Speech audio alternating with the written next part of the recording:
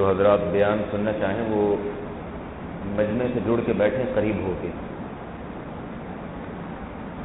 بعض حضرات کی کوشش ہوتی ہے جہاں بیٹھے ہیں بس وہیں بیٹھے بیٹھے سن لیں، تو اس سے فائدہ نہیں ہوتا. تھوڑی سی ہمت کر کے مجمع میں بیٹھ جائیں گے تو انشاءاللہ سننے کا فائدہ ہوگا. الحمد لله نحمده ونصلي على رسوله الكريم اما بعد فاعوذ بالله من الشيطان الرجيم بسم الله الرحمن الرحيم. تبارك الذي نزل الفرقان على عبده ليكون للعالمين نذيرا. وقال تعالى يا ايها الذين امنوا ان تتقوا الله يجعل لكم فرقانا. آپ حضرات کو معلوم ہوگا کہ 17 رمضان مسلمانوں کی تاریخ میں ایک بہت اہمیت کا حامل دن ہے. غزوہ بدر 17 رمضان کو ہوئی تھی، جس میں 313 کو اللہ تعالیٰ نے 1000 پر غلبہ عطا فرمایا تھا. اس دن کا نام بھی اللہ تعالیٰ نے الفرقان رکھا. یوم الفرقان یوم التقى الجمعان. اور قرآن نے اپنی کتاب کا نام بھی الفرقان رکھا ہے. تبارک الذی نزل الفرقان علی عبدہ. بہت برکت والی ہے وہ ذات جس نے اپنے بندے پر فرقان کو نازل کیا.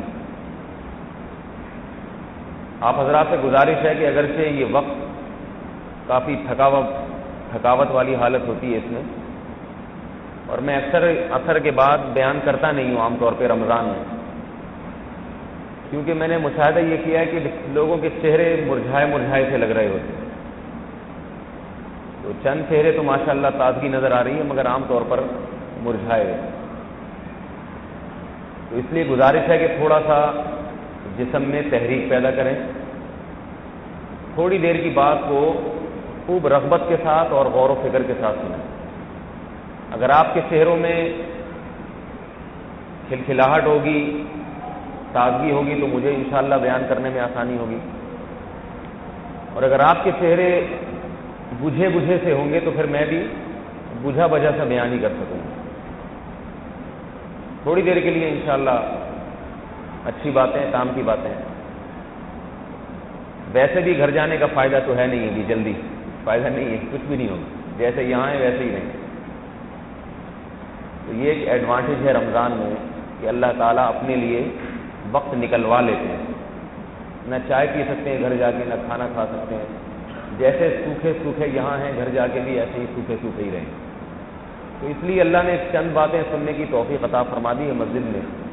اس سے آپ کا ٹائم بھی پاس ہو جائے گا اور اچھی باتیں بھی معلوم ہو جائیں گی. تو اس وقت کو غنیمت سمجھ کے تھوڑی دیر توجہ کے ساتھ بات سنیں. میں یہ کر رہا تھا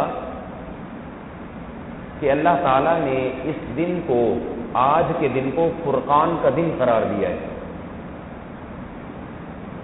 قرآن نے اپنا نام بھی فرقان رکھا ہے. تبارک الذی نزل الفرقان. فرمایا بہت برکت والی ہے وہ ذات جس نے فرقان نازل کیا اپنے بندے پر، رسول اللہ صلی اللہ علیہ وسلم پر. اسی طرح قرآن میں ایک اور مقام پر آتا ہے یا ایھا الذین آمنوا، اے ایمان والو، ان تتقوا اللہ، اگر تم تقوی اختیار کرو گے، یجعل لکم فرقانا، تو اللہ تمہارے لیے فرقان پیدا کر دے گا. یہ کیا بلا ہے بھائی، یہ کیا فرقان ہے؟ تقوی اختیار کرو گے تو اللہ تعالیٰ تمہارے لیے کیا بنا دے گا؟ فرقان. تو یہ فرقان کا لفظ یقیناً اس میں کوئی کچھ جان ہوگی، کوئی چیز ہے جو اللہ اس کو بار بار ذکر کر رہے ہیں. اصل بات یہ ہے، فرقان کا لفظی مطلب ہے حق اور باطل میں فرق کرنے والا. فرق سے نکلا ہے. فرق سمجھتے ہیں نا، فا، را اور قاف. کہتے ہیں نا بھائی فرق نہیں کرو. فرق کا مطلب جدا کرنا. کہتے ہیں بھائی ان دونوں میں فرق کر دو، الگ الگ کر دو ان کو۔ فرقان کا مطلب جدا کرنے والا، جیسے ڈرائیو کا مطلب چلانا، ڈرائیور کا مطلب بولے بھائی آپ لوگ کچھ بولیں گے تو چلانے والا۔ ٹیچ کا معنی پڑھانا، ٹیچر کا مطلب پڑھانے والا۔ تو فرق کا مطلب جدا کرنا اور فرقان کا مطلب جدا کرنے والا، وہ چیز جو جدا کر دے دو چیزوں کو۔ اور یہ مبالغے کا صیغہ ہے، اس کا مطلب صرف جدا کرنے والا نہیں ہے۔ عربی میں اس کے لیے جو لفظ استعمال ہوتا ہے جدا کرنے والے کے لیے وہ ہے فارق۔ جیسے قتل کا مطلب قتل کرنا، قاتل قتل کرنے والا، نصر مدد کرنا، ناصر مدد کرنے والا۔ تو فرق جدا کرنا، فارق جدا کرنے والا۔ لیکن قرآن نے اپنے لیے فارق کا لفظ نہیں، فرقان، فرقان مبالغے کا صیغہ ہے۔ مبالغہ تو سمجھتے ہیں، بہت زیادہ جدا کرنے والا، بالکل کھرے کو کھوٹے سے ایسا الگ کرنے والا کہ اس طرح کوئی اور الگ کر ہی نہ سکے، مبالغہ۔ انگریزی میں بھی ہوتا ہے نا کمپیریٹیو پھر superlative degree, good better best. Good کا معنی اچھا، بیٹر کا معنی تھوڑا زیادہ اچھا اس سے، اور بیسٹ کا معنی بہترین۔ تو عربی میں بھی اسی طرح ڈگریاں ہیں۔ فارق عام جدا کرنے والا، تھوڑا سا آپ نے الگ کر دیا، نمکین الگ کر دیا، میٹھا یہاں تھوڑا سا الگ کر دیا، صحیح ہے، یہ بھی فارق۔ اور فرقان ایسا جدا کرنے والا کہ بالکل کھرے اور کھوٹے کو نکھار کے رکھ دے، بالکل الگ الگ کر دے کہ اب معاملہ مشتبہ نہ رہے۔ اس کی مثال ایسے ہے جیسے دیکھیں ایک نیلا کپڑا گلابی کپڑوں میں مل جائے، اس کو جدا کرنا آسان ہے، یہ کام فارق کر دے گا۔ لیکن چنے کی دال ماش کی دال میں مل جائے، اب ان کو الگ کرو، یہ عام آدمی کا کام نہیں ہے، فارق نہیں، اس کے لیے فرقان صاحب کو بلوانا پڑے گا، بالکل ایک ایک دانہ الگ کر کے کریں۔ اللہ تعالیٰ کو معلوم ہے کہ میں نے انسان کو دنیا میں بھیجا، اس کے سامنے راستہ مشتبہ رہے گا ساری زندگی، اس کو سمجھ نہیں آئے گا کہ کون سا راستہ کامیابی کی طرف ہے اور کون سا ناکامی کی طرف ہے، سمجھ میں نہیں آئے گا۔ معاملہ اس پر مشتبہ رہے گا، اتنا مشتبہ کہ جیسے چنے کی دال کو ماش کی دال میں مکس کر دیا جائے تو اب ایک ایک دانے کو تلاش کرنا کتنا مشکل کام ہے۔ ایسے موقع پر ضرورت ہوگی کہ کوئی ایسی طاقت اور قوت ہو جو کھرے اور کھوٹے کو بالکل الگ کر کے دکھا دے اور واضح طور پر بتا دے کہ یہ ہے کامیابی کا راستہ اور یہ ہے جہنم کا اور ناکامی کا راستہ۔ ایسے راستے جو ایسا فرق کر کے دکھائے اس کو فرقان کہا جائے گا۔ اب میں بتاتا ہوں اللہ نے 3 چیزوں کا نام فرقان کیوں رکھا۔ غزوہ بدر کا نام اللہ نے فرقان اس لیے رکھا کہ اس دن کھرے اور کھوٹے میں اللہ نے فرق دکھا دیا۔ مشرکین مکہ کہتے تھے کہ معلوم نہیں ہے محمد صلی اللہ علیہ وسلم نے ایک نئی دعوت شروع کر دی ہے، ہمارے باپ دادا کے دین سے ہم کو ہٹا رہے ہیں، یہ باطل ہیں، اللہ ان کو معاذ اللہ رسوا کرے گا۔ اللہ نے 313 کو بغیر کسی سامان اور اسلحے کے 1000 سے جو مسلح سے اسلحے سے لیس تھے ان سے لڑوا کے اور ان 313 کو فتح عطا فرمائی۔ تو پوری دنیا کو جہاں جہاں یہ خبر پہنچی اللہ نے بتا دیا کہ محمد صلی اللہ علیہ وسلم کا دین سچا ہے اور مشرکین مکہ کا دین غلط ہے، لہذا نجات کا راستہ محمد صلی اللہ علیہ وسلم کا راستہ ہے، کفار کا راستہ نجات کا راستہ نہیں۔ تو وہ دن بھی الفرقان کا دن تھا، اور قرآن کا نام اللہ نے فرقان رکھا۔ قرآن حق اور باطل کو بالکل الگ الگ کر دیتا ہے۔ اس پہ میں ابھی بیان کرتا ہوں کیونکہ یہ اصل موضوع میرا یہ ہے۔ 30 نمبر پہ میں آ جاتا ہوں۔ تیسری بات اللہ نے فرمائی یا ایھا الذین آمنوا، اے ایمان والو اگر تم اللہ سے ڈرو گے تو اللہ تمہارے اندر فرقان پیدا کر دے گا۔ کیا مطلب؟ تقوی والی زندگی اختیار کرو گے، تمہارے اندر ایسی صلاحیت پیدا ہو جائے گی، تمہیں خود یہ فرق سمجھ میں آئے گا کہ یہ غلط راستہ ہے اور یہ صحیح راستہ ہے۔ اس لیے ہمیشہ مشورے متقی لوگوں سے لینے چاہیے، ان میں اللہ نے جو صلاحیت رکھی ہے کھرے اور کھوٹے کو جدا کرنے کی، وہ اللہ کے نافرمان میں وہ صلاحیت نہیں ہوتی۔ اس کو قوت فیصلہ بھی کہتے ہیں، حکمت بھی اسی کو کہا جاتا ہے، حکمت عطا کرے گا۔ حکمت کا مطلب بھی یہی ہے کہ موقع پر پتہ چل جائے کہ کیا میرے لیے بہتر ہے اور کیا نقصان ہے۔ یہ بڑا مشکل کام ہے، یا تو لوگ تردد میں رہتے ہیں پتہ نہیں کیا کریں۔ یہ ملکہ اور صلاحیت اللہ تقوی سے پیدا کرتے ہیں، ایسی صلاحیت اللہ دل میں پیدا کر دیتے ہیں کہ پتہ چلنے لگتا ہے کہ یہ صحیح ہے اور یہ غلط ہے۔ تو میں یہ کر رہا تھا میرے بھائی، دوسری جو اللہ نے صفت فرقان کی بیان کی ہے وہ قرآن کی۔ میرا موضوع یہی ہے، میں اسی طرف انشاءاللہ میں نے عرض کیا تھا میں تھوڑا سا تڑکا لگاؤں گا انشاءاللہ بدر کا، لیکن میرا جو موضوع ہے وہ میں جو اہم چیز آپ حضرات کی خدمت میں بیان کرنے کے لیے آیا ہوں، جو میرا ارادہ تھا وہ یہ ہے کہ یہ کتاب جو ہے نا اللہ کی کتاب، یہ حق اور باطل میں جدائی کیسے کرتی ہے اور کیسے ہمیں سیدھا راستہ دکھاتی ہے۔ یہ بہت اتنی بڑی اللہ نے ہمیں نعمت دی ہے قرآن کی شکل میں، اتنی بڑی نعمت دی ہے۔ آج مسلمان زبان سے کہتا تو ہے کہ قرآن بہت بڑی نعمت ہے، مانتا نہیں ہے دل سے۔ انگلش کی کتاب کو بھی سمجھتے ہیں کچھ کوئی نہ کوئی حیثیت۔ دیکھیے عجیب بات میں آپ کو بتاؤں کہ دنیا میں کوئی کتاب ایسی نہیں ہے جس کا قرآن جتنا احترام کیا جاتا ہو، مگر عجیب بات ہے دنیا میں کوئی کتاب ایسی نہیں ہے جسے عمل کی نیت کے بغیر پڑھا جاتا ہو سوائے قرآن کے۔ احترام سب سے زیادہ قرآن کا کیا جا رہا ہے۔ دیکھیں انگلش کی کتاب بھی بچوں کو جو قاعدہ دیتے ہیں نا، A for apple, B for balloon, C for cat, تو بچے کو بھی جب وہ پڑھاتے ہیں تو اس لیے پڑھاتے ہیں تاکہ یہ باہر کی دنیا میں پریکٹیکل کرے، اس کا تجربہ کرے، اس کو لاگو کرے۔ آپ نے بچے کو سکھایا اے فار ایپل، بعد میں جب سیب اس کے سامنے آیا اب آپ پوچھ رہے ہیں کہ بیٹا یہ کیا ہے، اب وہ پتہ نہیں اس کو یہ ایپل ہے کیا بلا ہے، تو ماں باپ کیا کہتے ہیں، بیٹا تم نے تو پڑھ کے گنوایا، تمہیں ہم نے 10 روپے کا قاعدہ لا کے دیا تھا، اتنی محنت کرائی بار بار A for apple A for apple, مگر جب اور تصویر بھی بنی ہوئی تھی اس کی، مگر کم بخت جب ایپل سامنے آتا ہے اس وقت تمہیں پتہ نہیں چلتا کہ یہ کیا بلا ہے۔ تو ماں باپ کہتے ہیں کہ تم نے جو کتاب لانے کا جو مقصد تھا وہ حاصل، بولیے بھائی آپ لوگ بولیں گے تو مجھے پتہ چلے، وہ حاصل نہیں ہوا۔ انگریزی کی کتابیں پڑھی جاتی ہیں، انگلش لینگویج کی کتابیں، اس میں فارمولے پڑھے جاتے ہیں۔ اب عین موقع پہ اگر وہ یاد نہیں آتے فارمولے کہ پریزنٹ ٹینس پریزنٹ بنانے کا کیا طریقہ ہے، پاسٹ پرفیکٹ بنانے کا کیا طریقہ ہے، عین موقع پہ وہ آدمی اپلائی نہیں کرتا تو لوگ کہتے ہیں بھائی تجھے کتاب خریدنے کا اور پڑھنے کا کیا فائدہ ہوا، کہتے نہیں کہتے۔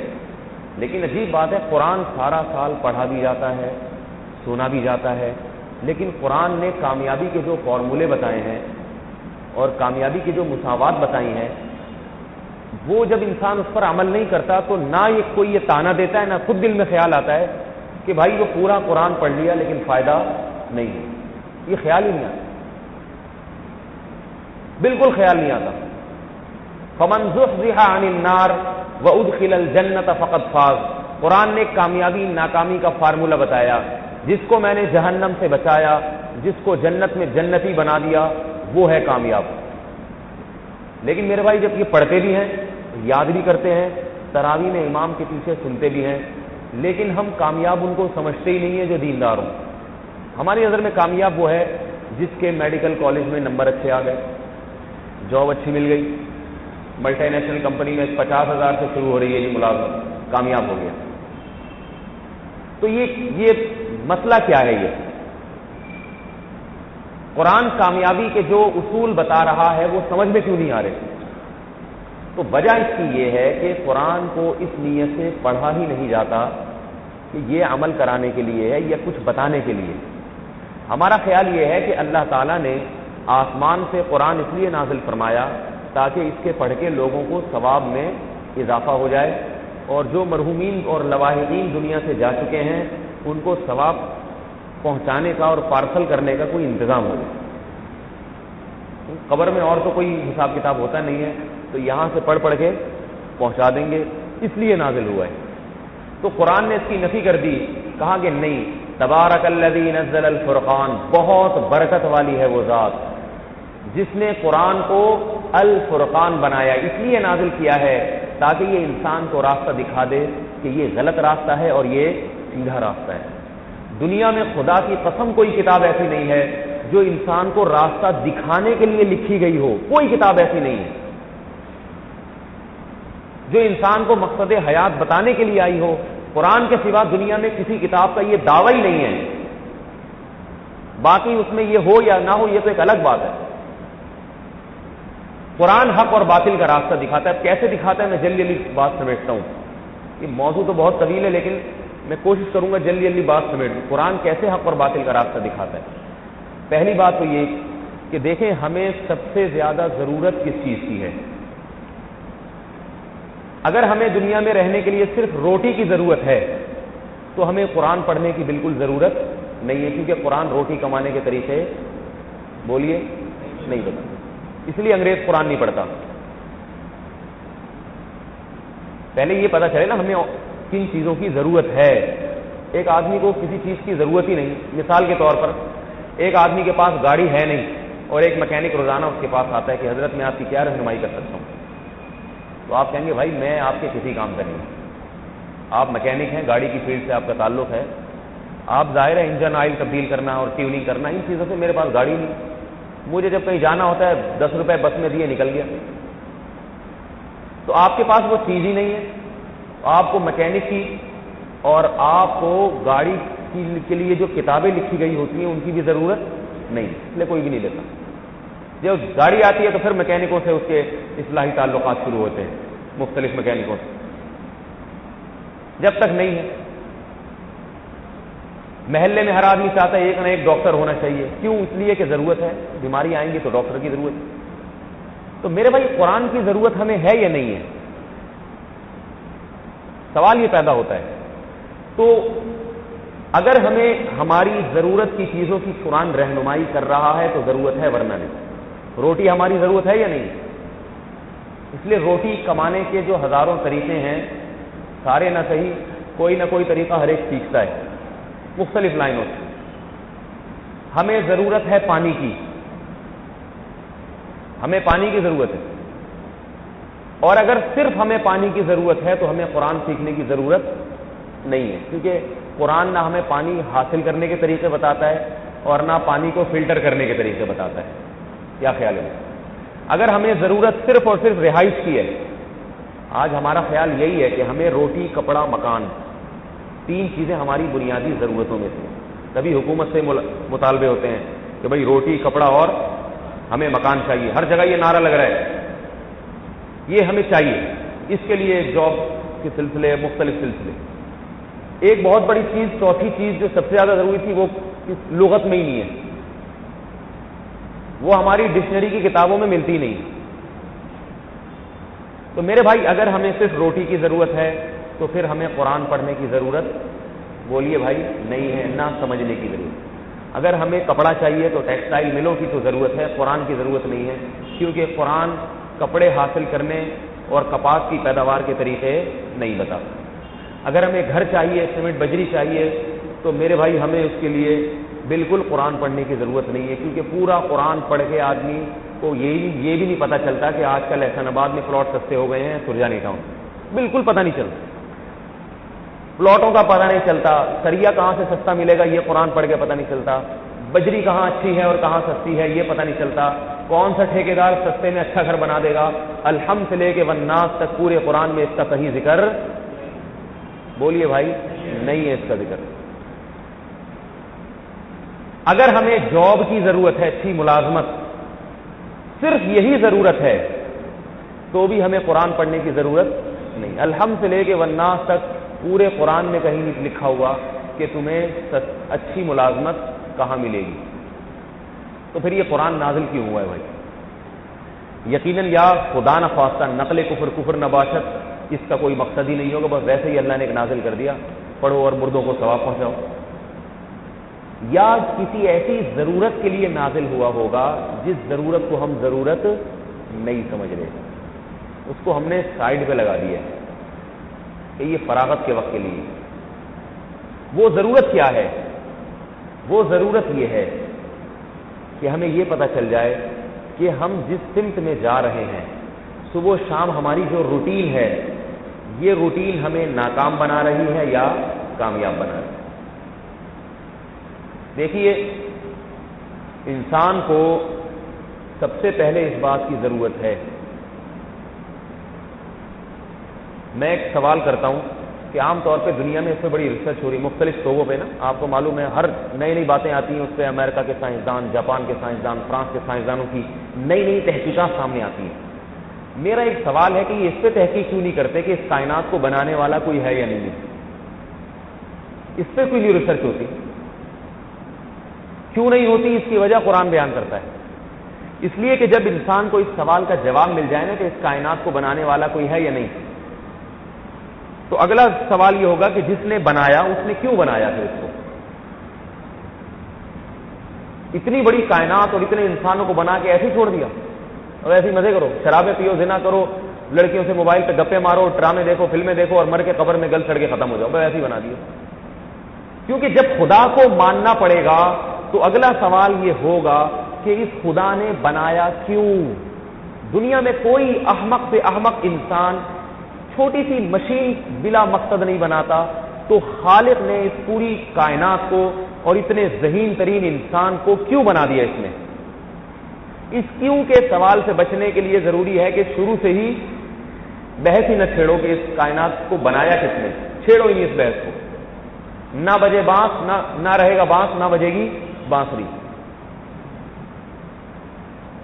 اللہ تعالیٰ نے اپنی کتاب میں اس کا ذکر کیا ہے، فرمایا یہ غور کرو، چند سوالات ہیں تمہارے ذہن میں پیدا ہونے چاہیے، وہ سوالات قائم کر کے اللہ ہمیں ہماری زندگی کا مقصد بتاتا ہے، اور یہ بتاتا ہے کہ جو اس مقصد پہ چلے گا وہ ہوگا کامیاب، اور جو اس مقصد سے ہٹے گا وہ ہوگا ناکام۔ لیکن اللہ نے مقصد بیان کرنے سے پہلے سوالات قائم کیے، کیونکہ اللہ اگر ویسے ہی بتا دیتے نا کہ میں نے تمہیں اپنی عبادت کے لیے بنایا ہے، گناہوں سے بچنے کے لیے بنایا ہے، امتحان کے لیے، ہم کہتے ہیں ایسے ہی بول دیا، پتہ نہیں بنایا بھی ہے نہیں بنایا، ایسے ہی سیاسی باتیں بھی ہوتی ہیں نا، ہم تو سیاسی لوگوں کی باتیں سن کے جھوٹ سننے کے عادی ہو گئے، تو ہم سمجھتے ہیں اللہ تعالیٰ بھی معاذ اللہ نقل کفر نباشت، اللہ کی بھی سیاسی باتیں ہیں یا نبی علیہ السلام نے کوئی سیاسی باتیں کی ہیں لوگوں کو اچھا بنانے کے لیے۔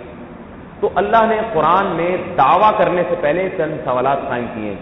اللہ فرماتے ہیں ام خلقوا من غیر شیء ام هم الخالقون، پہلا سوال، یہ نمبر لگا لیں سوالات کے، اور یہ سوالات ساری زندگی کے لیے آپ کو دے کے جا رہا ہوں میں، آج میرے بیان کا خلاصہ یہ سوالات ہوں گے۔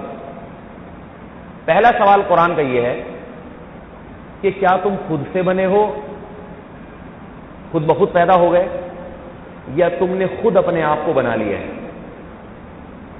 دیکھیں ہم نے خود تو بنایا نہیں، یہ تو ہر آدمی جانتا ہے نا، اگر میں نے خود اپنے آپ کو بنا لیا ہوتا تو سوال پیدا جب میں نہیں تھا تو میں نے بنایا کیسے اپنے آپ کو، کیسے بن گئے؟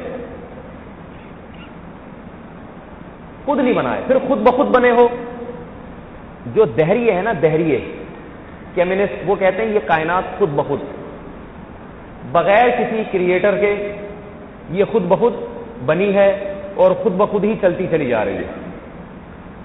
اللہ نے اس بات پہ اتنا رد کیا ہے قرآن مجید میں، فرمایا یہ کیسے ممکن ہے، کیسے ممکن ہے یہ؟ دیکھیے آج کل کمپیوٹر کا زمانہ ہے نا، آپ کمپیوٹر میں جب تک انسٹال نہیں کریں گے کوئی سافٹ ویئر، کمپیوٹر چل سکتا ہے آگے؟ یہ جو ہم کمپیوٹر میں ایس کا بٹن دباتے ہیں یہاں اور وہاں ایس لکھا ہوا آ جاتا ہے، تو یہ خود بخود ہے یا اس میں کوئی سافٹ ویئر ڈالے گئے ہیں؟ ڈالا گیا ہے اور وہ بنانے والا ہے۔ اللہ فرماتے ہیں میں نے فالق الحب والنوا، آم کی گٹلی میں ایسے سافٹ ویئر ڈال دیے کہ اس کو پانی اور مٹی لگے گی تو وہ تناور درخت بن کے ہزاروں آم پیدا کر دے گا۔ انگور میں ایسے سافٹ ویئر ڈال دیے کہ پانی اور مٹی لگے گی اور کھاد لگے گا، ہزاروں انگور پیدا ہو جائیں گے اسی طرح کے۔ فرمایا کہ میں نے انار میں ایسے سافٹ ویئر ڈال دیے ہیں کہ پانی اور مٹی اور گوبر لگے گا اس کو، انظروا الی ثمرہ اذا اثمر وینعی، فرمایا اس انار کے پکنے کو دیکھو، کیا یہ خود بخود ایسی شکل اختیار کر سکتا ہے؟ اتنا سرخ رنگ کا بھرا ہوا مٹی سے، مٹی کو زمین کو کھود کے دیکھو، نہ تمہیں انار کا رنگ نظر آئے گا، نہ تمہیں انار کا ذائقہ نظر آئے گا، نہ تمہیں آم کا رنگ نظر آئے گا، نہ تمہیں آم کا ذائقہ نظر آئے گا، نہ تمہیں انگور کا رنگ نظر آئے گا، نہ تمہیں انگور کا ذائقہ نظر آئے گا، نہ تمہیں کیلے دبے ہوئے اس میں نظر آئیں گے، لیکن فرمایا صنوان وغیر صنوان یسقى بماء واحد ونفضل بعضها على بعض في الاكل ان في ذلك لآيات لقوم يتفكرون، فرمایا ایک پانی برستا ہے آسمان سے، ہر زمین کو سیراب ہو رہا ہے، ایک مٹی اور ایک کھاد ہر چیز کو سیراب کر رہی ہے، مگر اسی مٹی کو خدا جب چاہتا ہے انار کی شکل میں تبدیل کر دیتا ہے، اسی مٹی کو خدا جب چاہتا ہے انگور کی شکل میں تبدیل کر دیتا ہے، اسی مٹی کو خدا جب چاہتا ہے کیلوں اور ناشپاتیوں کی شکل میں اور سیب کی شکل میں تبدیل کر دیتا ہے۔ فرمایا اسی مٹی سے ہم تمہیں بناتے ہیں، اسی مٹی کو پودوں کی شکل میں، گھاس پھوس کی شکل میں، یہ گھاس جانوروں کے پیٹ میں جا کے گوشت کی شکل اختیار کرتی ہے، پھر یہ گوشت ماں باپ کھاتے ہیں اور خوراک ماں باپ کھاتے ہیں، اولاد کے جرثومے بن جاتے ہیں اس سے۔ فرمایا یہ مٹی ہے، انا خلقناکم من تراب، ہم نے اس مٹی سے تمہارا وہ نطفہ بنایا، منی کا وہ قطرہ بنایا، اس مٹی کو مختلف مراحل سے گزار کے۔ فرمایا پھر اس منی کے قطرے میں ایسے سافٹ ویئر ڈال دیے ہیں، ماں کے پیٹ میں وہ جاتا ہے، ثم من علقہ، اس کو ہم جمے ہوئے خون کا لوتھڑا بنا دیتے ہیں۔ بھلا مٹی کو دیکھو اور منی کے اس جرثوموں کو دیکھو، کوئی نہیں کہہ سکتا کہ یہ بن سکتا ہے۔ اللہ فرماتے ہیں میں نے سسٹم ڈالا ہوا ہے، بنتا ہے، روزانہ بن رہے ہیں خربوں کی تعداد میں، اور فرمایا اس منی کے معمولی قطرے سے میں خون کا جمع ہوا خون بنا دیتا ہوں، ہے کسی میں طاقت جمے ہوئے خون بنانے کی؟ فرمایا میرا بنایا ہوا نظام ہے۔ ثم من علقہ، پھر اس جمے ہوئے خون کو ثم من مضغہ، میں گوشت کے لوتھڑے میں تبدیل کر دیتا ہوں۔ فرمایا اس گوشت کے لوتھڑے میں میں ہڈیاں بنا دیتا ہوں، فکسون العظام اللحما، ان ہڈیوں پہ گوشت پیدا کر دیتا ہوں۔ فرمایا واللہ اخرجکم من بطون امہاتکم لا تعلمون شیئا، پھر تمہارا رب تمہیں تمہاری ماں کے پیٹ میں تیار کرتا ہے، آنکھ ناک کان لگ رہے ہیں۔ دیکھو آنکھ جو ہے نا، میں نے خود ایک انجینئر سے سنا کہ یہ ویڈیو کیمرہ آنکھ کو دیکھ کے بنایا ہے سائنسدانوں نے، بالکل جو عمل آنکھ میں ہوتا ہے، جس طرح لینسز کی فٹنگ آنکھ میں ہوتی ہے، جس طرح روشنی کی لہریں آنکھ میں ٹکرا کے برقی لہروں میں تبدیل ہوتی ہیں، پھر یہ عمل ریورس ہو کے تصویر بنتی ہے، بعین ہی یہی چیز ویڈیو کیمرے میں ہے۔ خدا کی قسم کوئی ویڈیو کیمرہ دیکھ کے یہ کہہ سکتا ہے کہ یہ ویڈیو کیمرہ خود بنا ہے؟ یہ شیشے خدا کے لگ گئے، یہ لینسز کی فٹنگ خود بخود ہو گئی، یہ روشنی کی لہریں ٹکرا کے یہ برقی لہروں میں خود بخود تبدیل ہو رہی ہیں اور کیمرے کے پردے پہ خود محفوظ ہو رہی ہیں۔ ایک چھوٹے سے کیمرے کے بارے میں تو یہ سائنسدان کوئی نہیں کہہ سکتا کہ یہ خود بخود بنا ہے۔ یہ دو اتنے خوبصورت کیمرے ماں کے پیٹ میں بن بھی رہے ہیں اور اپنی اپنی جگہ فٹنگ بھی ہو رہی ہے ان کی، اور بغیر کسی تار کے اور چارجنگ کے یہ چارج بھی ہو رہے ہیں، اور آنکھ کی جگہ لگ رہی ہے۔ صرف کیمرہ نہیں بن رہا، سننے کے لیے کان بنائے جا رہے ہیں ماں کے پیٹ میں، وہ کان بن بھی رہے ہیں، زبان بن رہی ہے، دانت بن رہے ہیں، انگلیاں بن رہی ہیں، جسم کا ایک ایک عضو، دل، گردے، دماغ، جگر، پھیپھڑے، سب چیزیں بن بھی رہی ہیں، اور سب کی اپنی اپنی جگہ بغیر کسی مزدور کے فٹنگ بھی ہو رہی ہے۔ ایسا نہیں ہے کہ ایک گردہ اور ایک پھیپھڑا غلطی سے لگ گیا اس کی جگہ، ایسا نہیں ہو رہا، دل ادھر کی بجائے کہیں اور لگ گیا، یا سارے پرزے بن تو گئے، باہر آ کے اللہ نے کہا فٹنگ ان کی خود کر لو، ایسا بھی نہیں ہے، بنا میں نے دیا فٹنگ کروا لینا کسی میکینک سے۔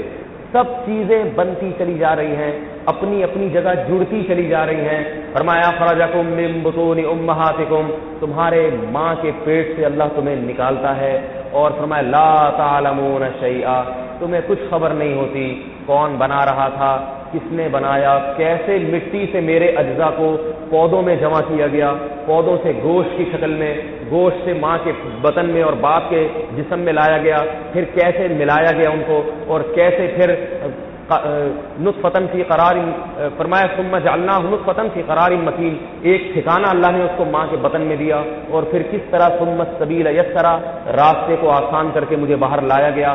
فرمایا ان سارے مراحل سے تم بے خبر تھے، اور بڑے ہو کر تم کہتے ہو کہ میں خود سے بنا ہوں، کسی نے نہیں بنایا۔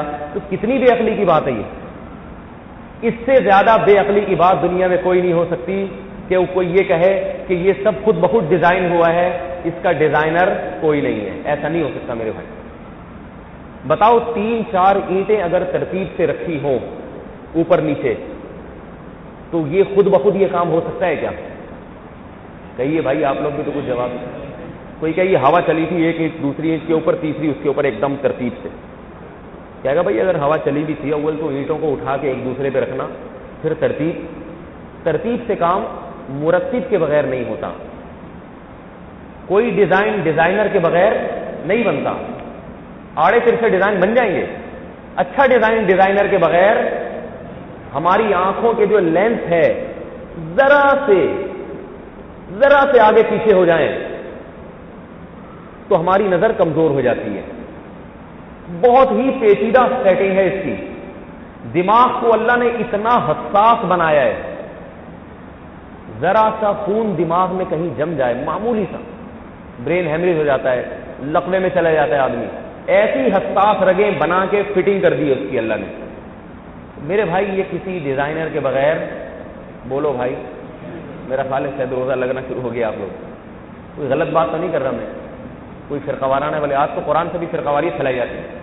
وہ کہتا ہے نیلی پگڑی, قرآن سے ثابت ہے نیلی پگڑی والے غلط, سفید والے صحیح. پگڑیوں پہ اختلاف. میں تو کوئی ایسی بات نہیں کر رہا نا آپ کے سامنے, قرآن کا دعویٰ صاف واضح انداز میں بیان کر رہا ہوں. فرمایا اخرجکم من بطون امہاتکم, تمہاری ماں کے بدن سے نکالا اس نے. پھر اگر ہم چلو مان لیا یہ سارے مراحل خود بخود ہوئے تھے, تو ماں کی چھاتیوں میں دودھ کیوں پیدا ہو جاتا ہے اس وقت؟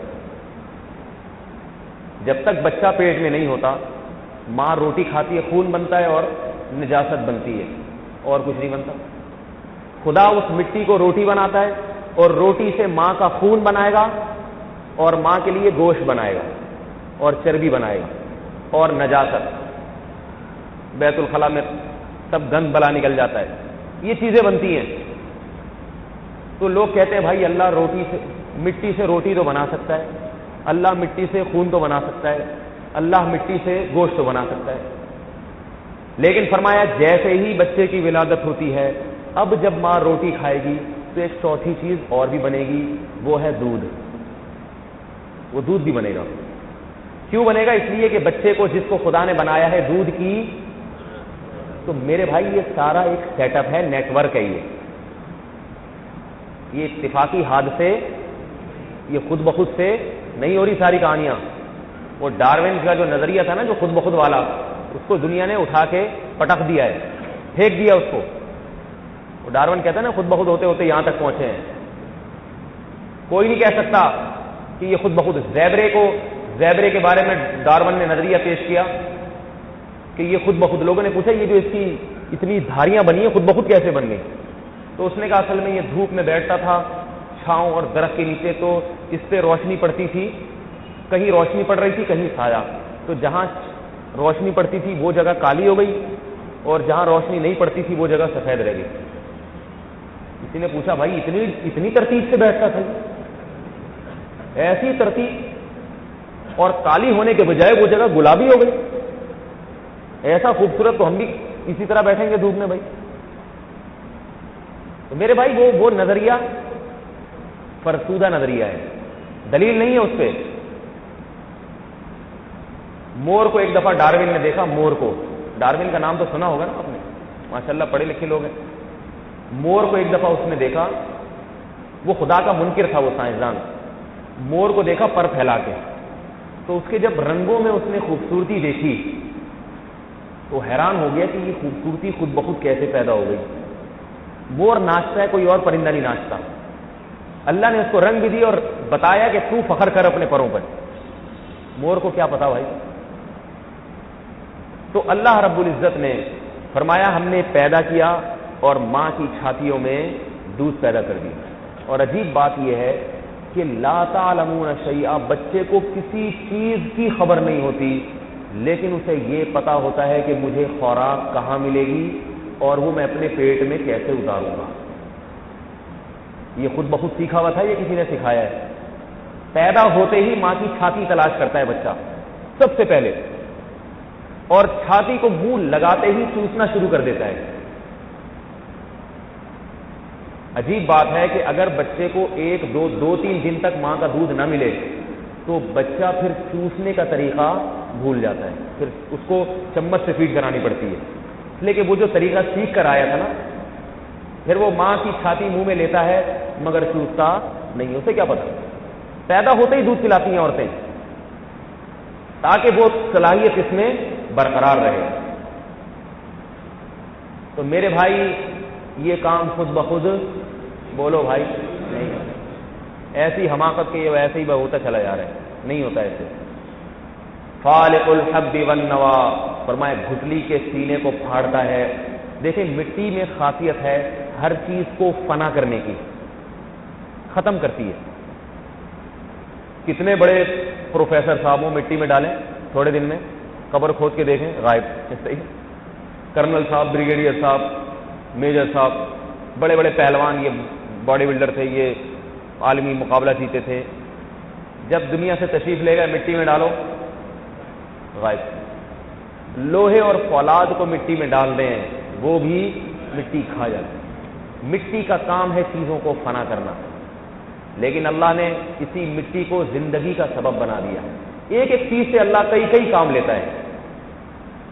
فرمایا اسی مٹی میں تم آم کا دانہ ڈالو گے، گھٹلی ڈالو گے، فنا کرنے کے بجائے یہ مٹی اس کو زندہ کر دے گی، اور ایک ایک گھٹلی سے ہزاروں لاکھوں گھٹلیاں، ہزاروں لاکھوں آم پیدا کر دے گی۔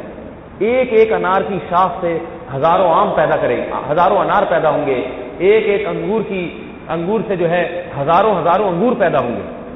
یہی مٹی کو اللہ تعالیٰ نے ریورس کر دیتے ہیں جب اس میں گھٹلیاں اور دانے ڈالے جاتے ہیں۔ تو میرے بھائی یہ سب بنایا گیا ہے، بنایا نہیں۔ تو قرآن نے ایک راستہ تو فرقان کے ذریعے واضح کر دیا۔ ایک سوال قائم ہوتا ہے نا کہ ہم بنے ہیں یا ہمیں کوئی بنانے والا ہے، تو اللہ نے بتا دیا کہ بنے نہیں ہو، تمہیں کسی نے بنایا۔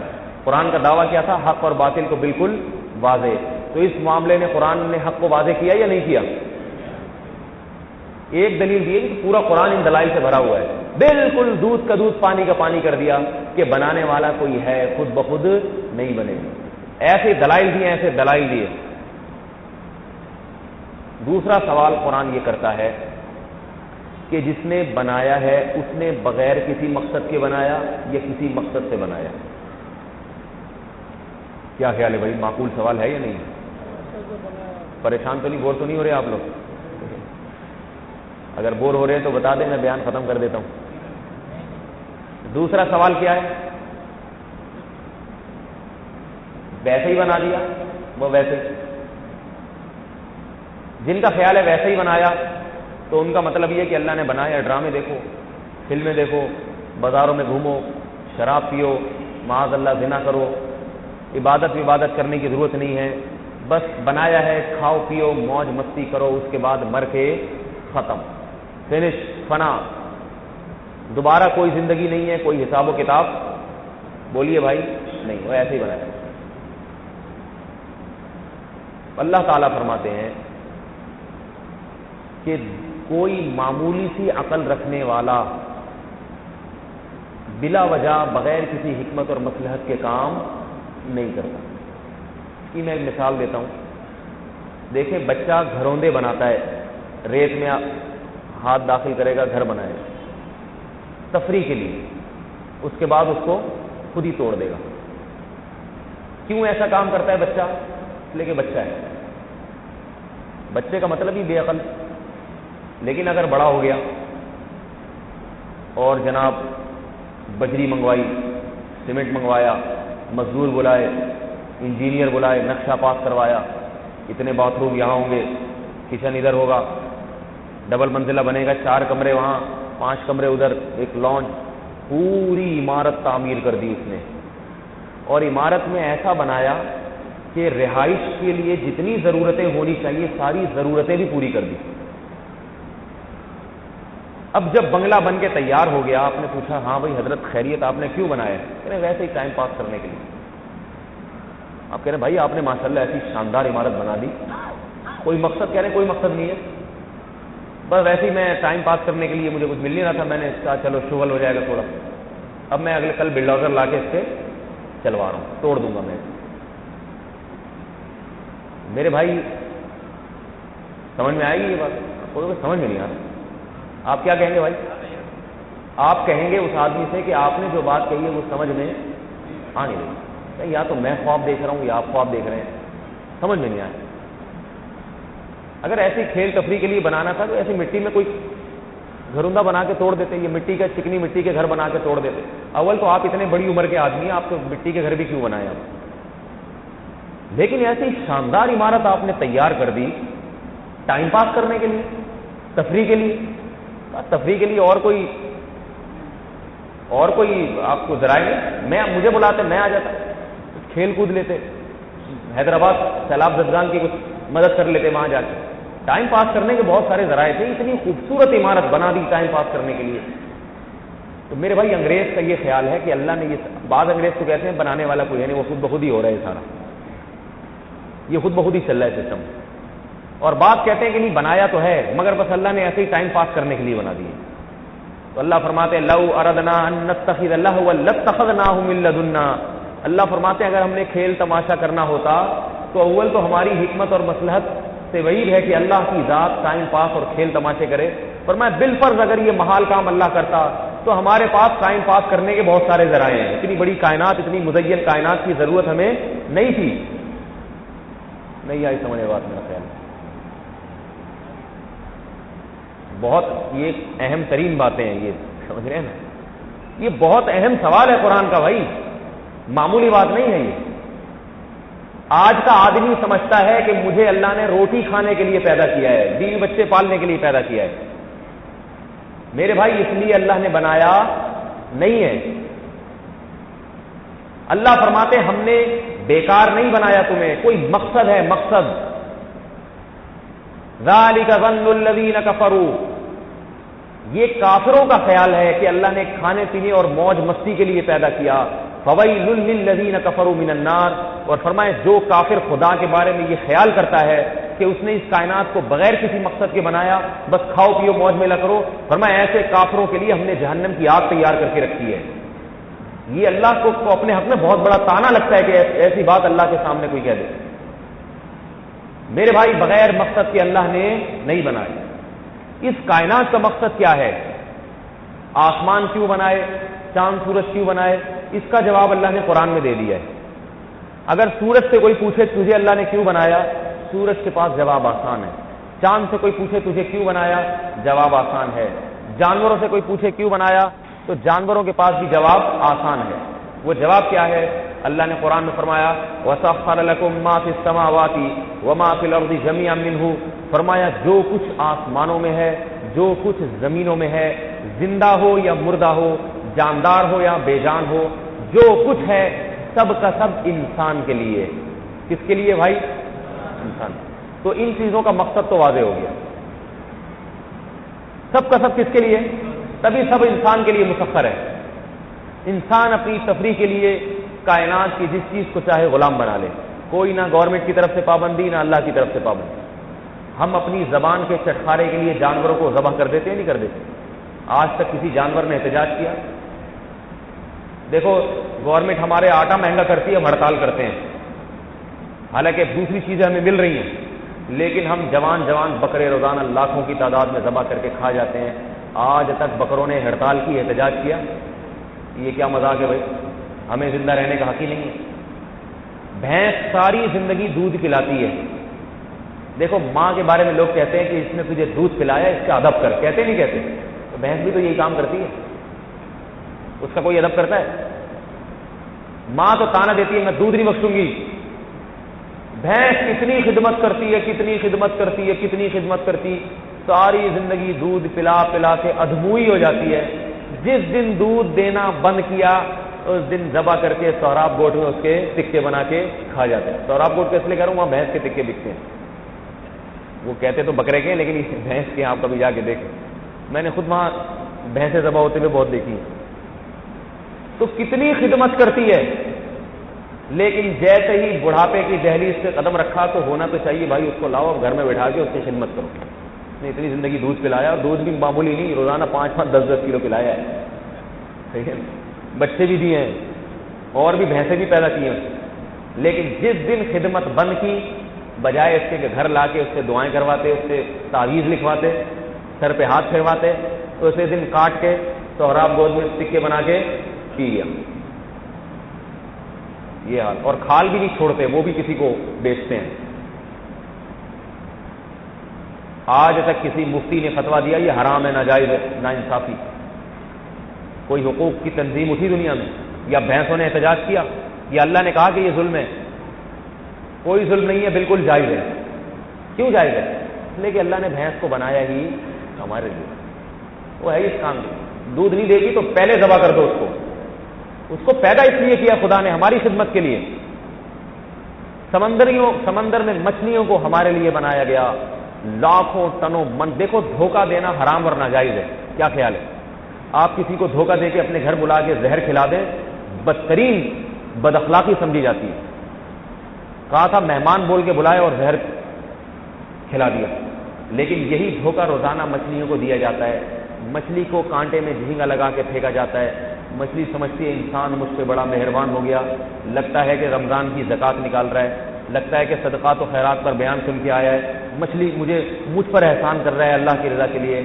لیکن اس بیچاری کو پتہ نہیں ہوتا کہ یہ احسان کے نام پہ بہت بڑا دھوکہ دے رہا ہے, بہت بڑا دھوکہ. اس کے پیچھے کانٹا ہوتا ہے, کیسا منہ مارتی اور پھر کیسا بے دردی سے اس کو کانٹے کو کھینچا جاتا ہے, کس طرح سے تڑپتی ہے صرف اپنی زبان کے چٹخارے کے لیے.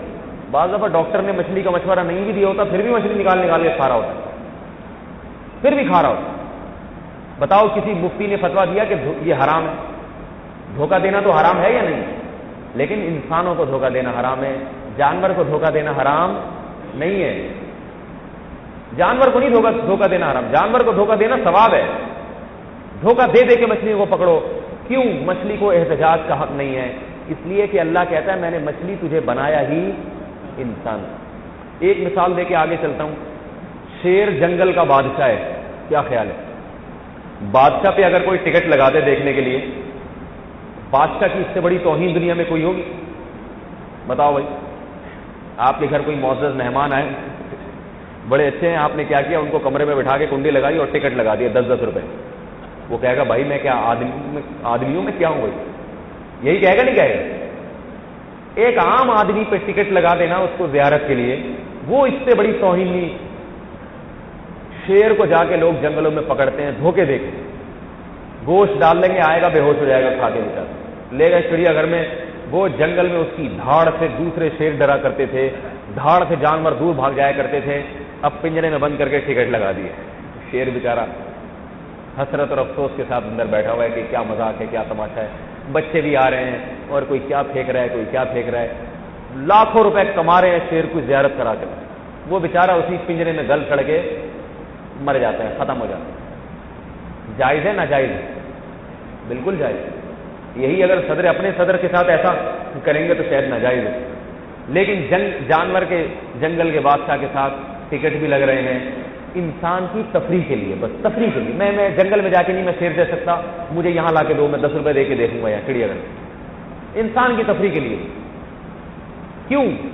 اس لیے کہ یہ ساری چیزیں اللہ نے کس کے لیے بنائی ہیں؟ انسان. اللہ فرماتے ہیں وَإِنَّ لَكُمْ فِي الْأَنْعَامِ لَعِبْرَةً, فرمائیں ان چوپایوں میں تمہارے لیے عبرت کا سامان ہے. نُسْقِيكُم مِّمَّا فِي بُطُونِهِ مِن بَيْنِ فَرْثٍ وَدَمٍ, فرمایا ہم ان کو سوکھا چارہ کھلاتے ہیں, اس سوکھے چارے سے خون اور گوبر بنتا ہے, اس خون اور گوبر کے درمیان سے ہم تمہارے لیے سفید چکنا دودھ نکالتے ہیں, خالصاً, جس میں نہ خون کی بدبو, نہ خون کی رنگت, نہ گوبر کی بدبو, نہ گوبر کی رنگت, سائغا للشاربین, اور پینے والوں کے حلق میں پھسلتا چلا جاتا ہے.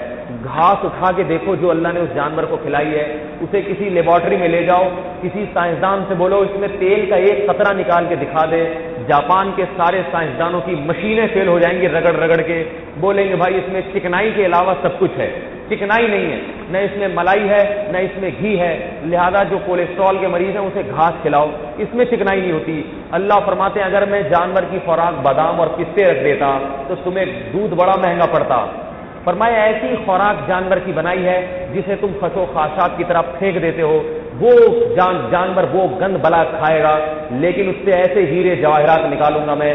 فرمایا اسی سے خون بھی بناؤں گا اس گھاس سے, اسی سے گوبر بھی بنے گی, اور فرمایا اسی سے خون اور گوبر جس فیکٹری میں تیار ہوتے ہیں سفید چکنا اور گاڑھا دودھ بھی بناؤں گا، اور فرمایا اس دودھ کے رنگ کو دیکھو، اس میں نہ خون کا رنگ نہ گوبر کا رنگ، اس دودھ کی خوشبو کو سونگھو، اس میں نہ خون کی بدبو نہ گوبر کی بدبو، اور فرمایا اس کو پی کے دیکھو، سائغ للشاربین، حلق میں پھسلتا چلا جاتا ہے، وہ ایسا مزے سے اترتا ہے۔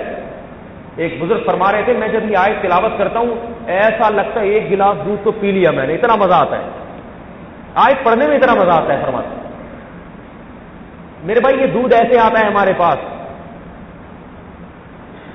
یہ کوئی کمپنی نہیں بناتی دودھ، یہ اس طرح سے ہم تک پہنچتا ہے، سوکھے چارے کو خدا، پھر اس دودھ کو آپ گرم کر کے دیکھیں اتنی موٹی ملائی جمتی ہے اس میں، اس کو گرم کریں کتنا گھی نکلتا ہے چکنا، کہاں سے آ گیا بھائی؟ یہ مٹی ہے جس کو گھاس بنایا، اس مٹی کو خدا نے دودھ بنایا، اسی مٹی کو دیسی گھی بنا دیا۔ جب آدم دنیا میں آئے تھے، بلکہ آدم کے آنے سے پہلے زمین میں مٹی کچھ بھی نہیں، اللہ نے اسی مٹی سے پتلا بنا کے آدم بنایا، اس آدم کی پسلی سے ہوا بنایا اور حضرت ہوا کو بنایا، پھر اللہ تعالیٰ نے ان کی شادی کرائی، ان کو خوراک کھلائی، اسی مٹی سے اولاد کے جرثومے بنے، اسی مٹی سے اولاد بنی، پھر اسی مٹی کو ماں کھاتی ہے تو دودھ بنتا ہے، اسی دودھ کو اللہ تعالیٰ انسان کے پیٹ میں پہنچا کے خون بناتے ہیں۔ مٹی کے کھیل ہیں، مٹی کے کھیل ہیں جس سے خدا اپنی کائنات کو چلا رہا ہے۔ تو میرے بھائی یہ ساری کی ساری چیزیں جانوروں کو انسان کے کام میں لگا دیا، دودھ پلاتے چلے جا رہے ہیں، گوشت کھلاتے چلے جا رہے ہیں، اور فرمایا ان سے تمہاری تجارتیں وابستہ ہیں، ان جانوروں سے، ان کی کھال سے تمہاری تجارتیں وابستہ ہیں، بہت ساری چیزیں وابستہ کر دی، صرف اور صرف کس کے لیے میرے بھائی؟ بولو بھائی، انسان کے لیے۔ تو ان تمام باتوں کا جواب آسان، ان تمام چیزوں کو کیوں بنایا؟ انسان کے لیے۔ اب آخری سوال رہ گیا، ہمیں کیوں بنایا ہے؟ اس سوال سے پہلے میں آپ کو ایک اور سوال کرتا ہوں۔ دیکھیے، حکومت کی طرف سے اخبارات میں مختلف قسم کی ویکینسیز آتی ہیں کہ بھائی جو انٹرویو میں کامیاب ہو جائے اسے جاب ملے گی، ماہانہ اتنی تنخواہ ہوگی۔ مثلا ایک فوجی ادارے کی طرف سے اخبار میں ویکینسی آئی، آرمی کی طرف سے، کمیشن افسر کی طرف سے، کمیشن افسر بھرتی کرنے کے لیے، کہ جو کامیاب ہو جائے گا اسے ماہانہ 25,000 تنخواہ ملے گی،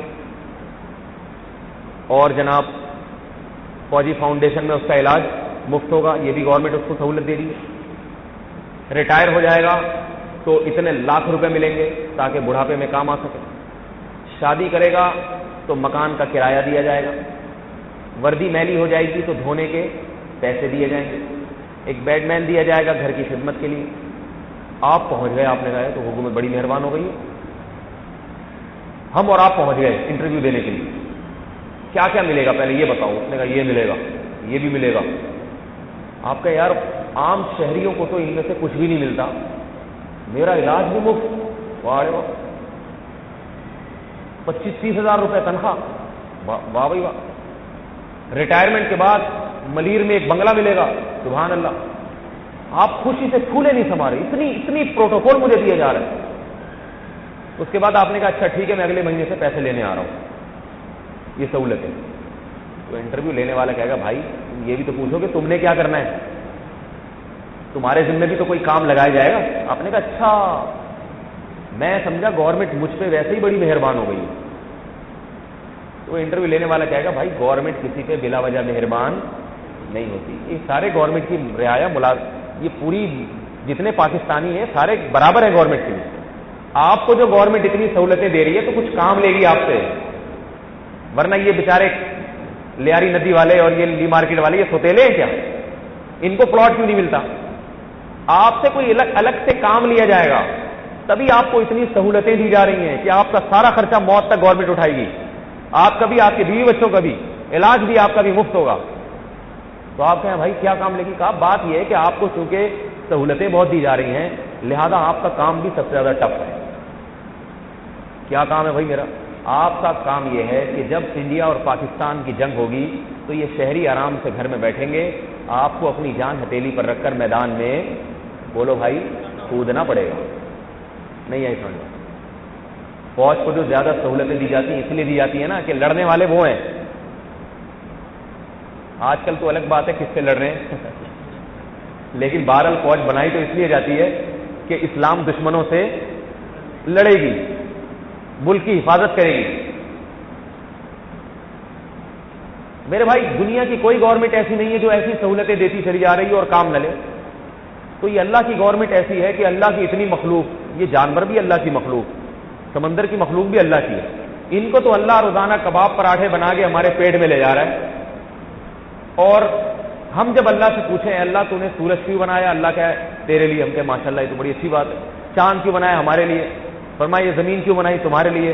یہ روزانہ سوکھی گھاس سے اتنا دودھ چکنا گاڑھا بنایا جا رہا ہے جس سے ہمارے گھروں میں دودھ بھی پیا جا رہا ہے اور دودھ پتی بھی پی جا رہی ہے اور چائے بھی پی جا رہی ہے، آئس کریمیں بھی کھائی جا رہی ہیں، اور اس سے اسی سوکھی گھاس سے گوشت بنایا جا رہا ہے جس سے گوشت کو کتنی شکلوں میں کھایا جاتا ہے. چھوٹے گوشت کا الگ ذائقہ، بڑے گوشت کا الگ ذائقہ، وائٹ میٹ کا الگ ذائقہ، 15 طریقے تو گوشت اللہ کھلا رہے ہیں ہم کو. وَلَقَدْ كَرَّمْنَا بَنِي آدم، فرمایا ہم نے بنی آدم کو بڑی عزت دی ہے. سورہ بنی اسرائیل اٹھا کے دیکھیں. وَحَمَلْنَاهُمْ فِي الْبَرِّ وَالْبَحْرِ، فرمایا سمندروں میں بھی سوار کیا ہم نے اس کو، خشکی میں بھی سوار کیا. وَرَزَقْنَاهُ مِنَ الطَّيِّبَاتِ، اور طرح طرح کی پاکیزہ چیزیں اس کی خوراک بنائی. کسی مخلوق کی اتنی خوراک نہیں ہے جتنی انسان کی. بعض جانور سبزی خور ہیں، گوشت نہیں کھاتے، بعض گوشت خور ہیں، سبزی نہیں کھاتے. یہ کم بہت سبزیاں بھی پھوڑ جاتا ہے، گوشت بھی کھا جاتا ہے، دالیں بھی کھا جاتا ہے، اناج بھی کھا جاتا ہے، اور ہر قسم کے پھل بھی کھا جاتا ہے. کوئی پھل ایسا نہیں جو اس کا پیٹ خراب کر دیتا ہو. گوشت اس کا پیٹ نہیں خراب کرتا. دالیں بھی کھائے گا، پھر دال میں ماش کی دال الگ کھا رہا ہے، چنے کی دال الگ کھا رہا ہے، مسور کی دال الگ کھا رہا ہے، مونگ کی دالیں الگ کھا رہا ہے. فرمایا قرآن نے ہر طرح کی خوراک اس کو میں نے کھلائی ہے. یہ صحت کے لیے نہیں، زبان کے چٹخاروں کے لیے، زبان کے ذائقہ کے مزے کے لیے. پھر گوشت میں بڑا گوشت الگ، چھوٹا گوشت الگ، سفید گوشت الگ، مرغی کا الگ، پھر مچھلی کا الگ، 10 قسم کے گوشت کے ذائقے. پھر ان گوشت کو انسان نے اپنی ٹیکنالوجی مختلف شکلیں دے دی. گوشت کے کباب الگ کھائے جا رہے ہیں، بھون کے الگ کھایا جا رہا ہے، اور جناب روسٹ کر کے الگ کھایا جا رہا ہے. چپلی کباب کا الگ ذائقہ، بہاری کباب کا الگ ذائقہ، بہاری بوٹی کا الگ ذائقہ. پھر بہاری کبابوں کی 10 قسم کی قسمیں بنا دی. تو میرے بھائی اتنی خدمت خدا کر رہا ہے اور ساری اتنے پروٹوکول اور اتنے بینیفٹس دے رہا ہے ہم کو، تو ہم سے سوال کیا جاتا ہے کہ بھائی پھر تمہارا بھی تو کوئی مقصد ہوگا. ہم کہتے ہیں ہمارا کیا مقصد؟ میرا کوئی مقصد نہیں ہے.